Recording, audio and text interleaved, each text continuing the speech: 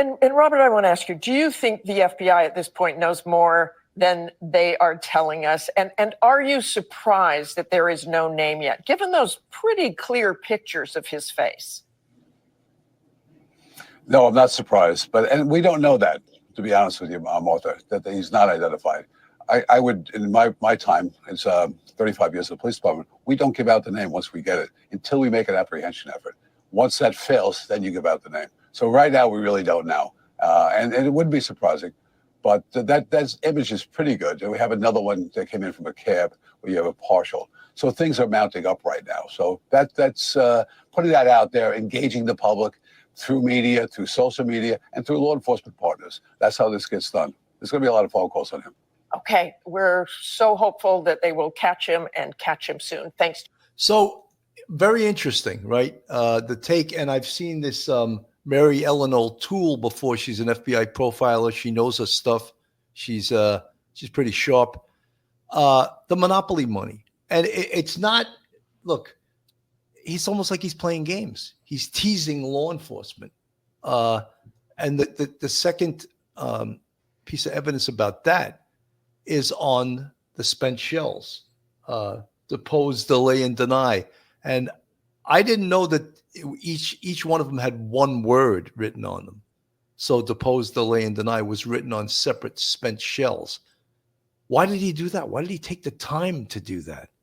He's playing games. He's obviously trying to make some type of political statement against United Healthcare. Now, the thing we all ask also, was it the corporation United Healthcare that he was trying to teach a lesson to?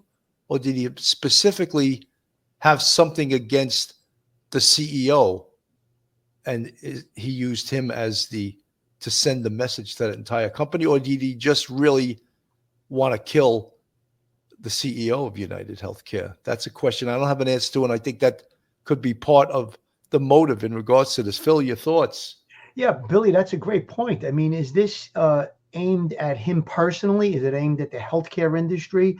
And I got to tell you, Bill, with all of these different details coming out between the writing on the shell casings and the monopoly money found in the backpack, it's kind of taken on like a serial killer type of case here. You know, David Berkowitz, there was the, back and forth back in those days.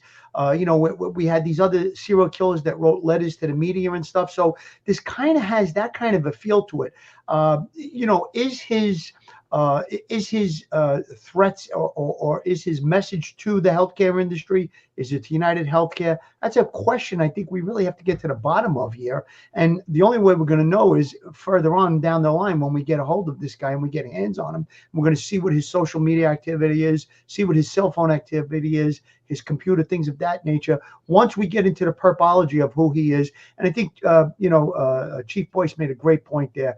We never released a name right away. So it is possible, even though certain contacts have told us that he's not identified by name, it could be that they're just keeping everything very close to the vest. And they do have his name. Atlanta seems to be the real focal point of the investigation at this point. We know detectives are down there. They're going to be doing what they have to do, leapfrogging video cameras and things of that nature. And I think that the media in Atlanta has to get that picture that's right there on the screen in front of us, get that out locally every half hour, every 10 minutes or whatever they can do to get it circulated. Because if he's from that area, this picture is going to make be the turning point where the phone call is made and says, that's Joe Blow. And I think that that's going to be very important in this case. This is when the media is on our side, is one of the assets that we will utilize to get the message out. And hopefully that right phone call will come in. You know, Phil, another reason you just mentioned that they don't want to give out that name, besides obvious reasons that it gives the perp a heads up that they know who he is and where he is. But they don't want the press all over Atlanta either. And I'm sure they're already down there anyway. Oh, for sure. But once they give out a name, you're going to talk about, like, there's going to be a press convention in Atlanta, and they'll just get in the way of this investigation. They'll Google his name and be at his front door. So bottom line, that's what'll happen. Well, yeah, they'll go there first, Yeah. and just. We don't want that. We don't want anybody getting in the way of an investigation. Of course not. But with his photograph out there, and again, as you just said, if he is in fact from Atlanta, lots of people are going to know this guy. And the 1-800-577-TIPS is probably ringing off the hook right now. And that's why they sent it to, and detectives, when they do go to another state, they immediately liaison with that jurisdiction's detectives. They don't just, because they don't know the area, they don't know the players, they don't know the people, and the people don't know them. Because this is a huge case now and has crossed interstate lines, the FBI is involved now. 100%. The FBI will not take charge of this case. I'll tell you that right now. The FBI will not take a homicide case away from the NYPD, but they will assist. And the FBI has a great deal of technology, and they have a great deal of money that they can use to investigate this case. You know, many of you are making a point, and I understand you, and I feel you, and I understand it. Why are all these resources being put into this case? If John Q. Citizen was shot, would they have this many detectives, with the FBI? Would they have the, you know, all of these other federal agencies looking for this guy? The answer is no. You're right.